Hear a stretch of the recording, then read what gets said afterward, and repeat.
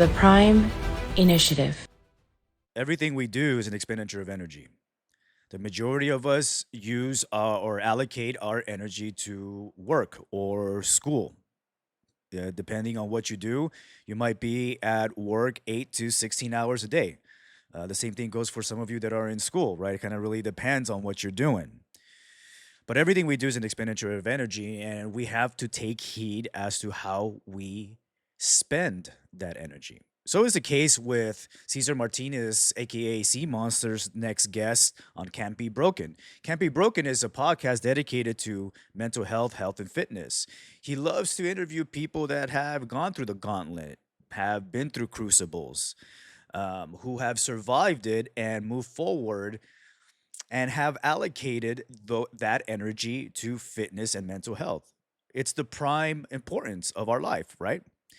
But we're going to take a listen to his next podcast. We're not going to obviously listen to the whole thing. Um, his next podcast, which was debuted on May 22nd, features a lovely individual by the name of Amber Lamb. Now, Amber Lamb was did work for LA County years ago. And just like the majority of people that are in LA County, or really just in general, you want to be in shape, right? I mean, I hope so, right? But it really depends on what's going on throughout the day. How are you dealing with certain ramifications and consequences of your activities throughout the day, right? Now, the majority of us we all have different walks of life. You know, some of us really have to focus on certain things pertaining to our family, and so is the case with Miss Amber.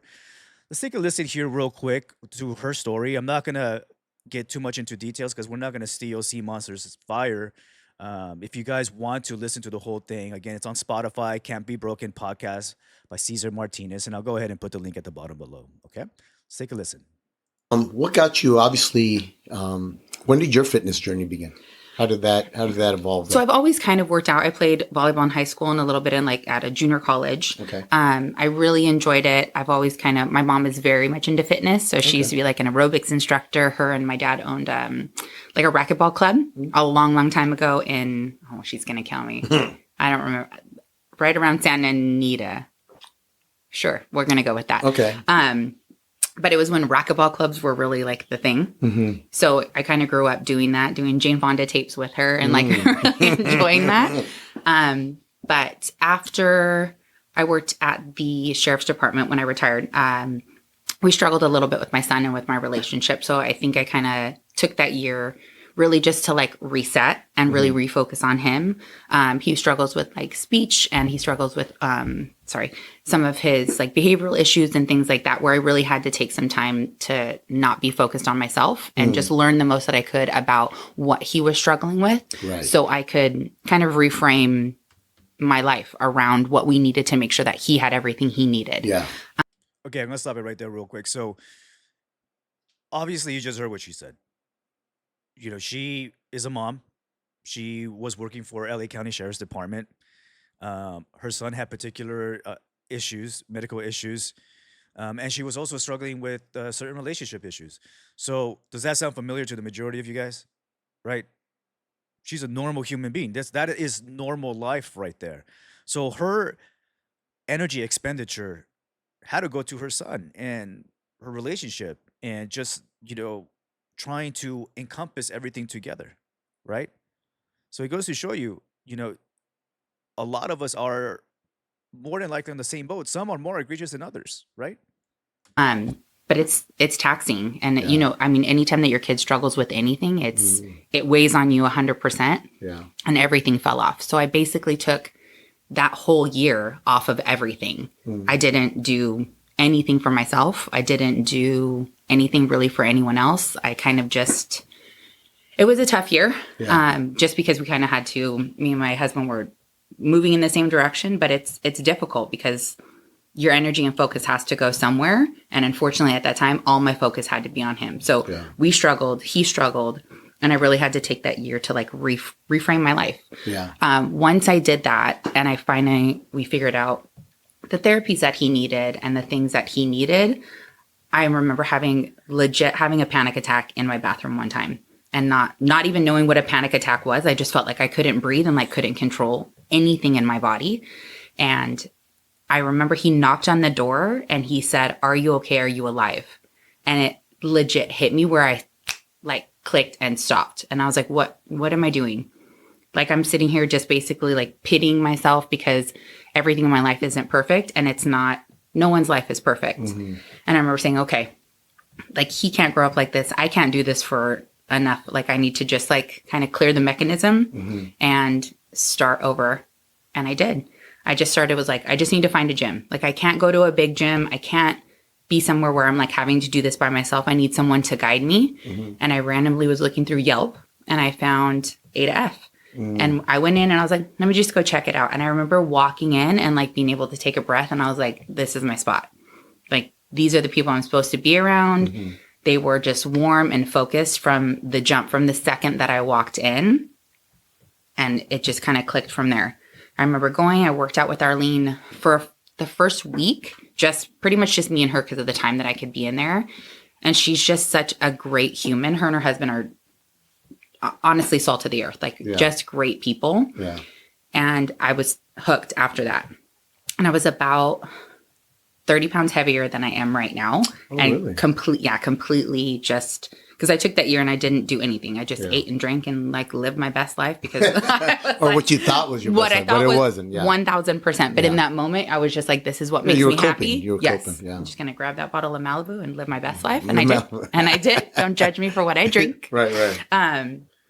But Well, this is not Zima.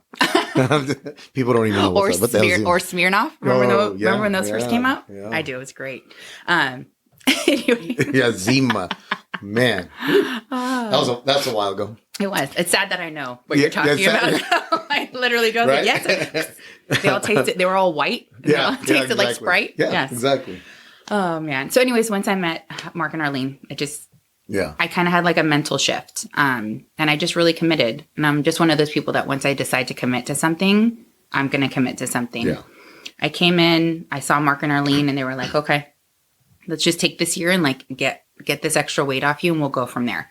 And they had kind of talked to me the entire time I was there about like, you should compete. Like you have a physique that like, I think we could tweak and like really get you to a spot. It would be good for you. It's something strictly for you. And I fought it. And I finally got those about 30 pounds off, but I had no muscle whatsoever. And she was like, okay, now it's time to lift. And then we took a whole nother year to like just really build. And it was so just honestly so fulfilling for me because you start to see results and then it becomes infectious. Like you start to lift, especially as a woman. I think I hit 40 and that's when like my world came crashing down. I was like, shit, my body looks like shit. My face looks like shit. I feel like shit. I can't help my kid. I can't help my husband. Like I felt like so, like my hands felt so tied.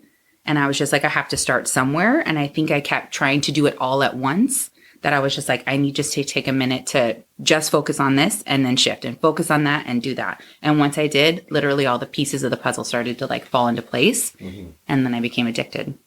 It's funny how.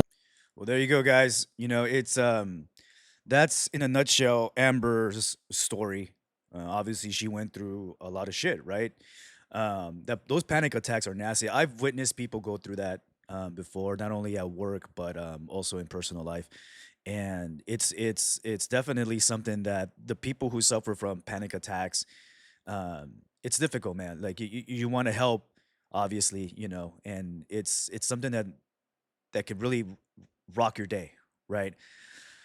But regardless of the gauntlet that she went through, she allocated her sources, right? She allocated her resources rather to herself.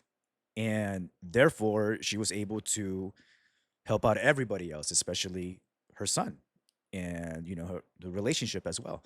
You know, so it go again, this is not to glorify just one person. This podcast, this Sea Monster and Can't Be Broken just in general give you stories so you can have this understanding that you could be there too. You know, you might be struggling with some stuff. I know LA County is. The majority of people in California are, right? But the one thing that is certain in this world of uncertainty is that your health, physical, mental, and emotional health is of prime importance. Got to focus on that. Take the time for yourself.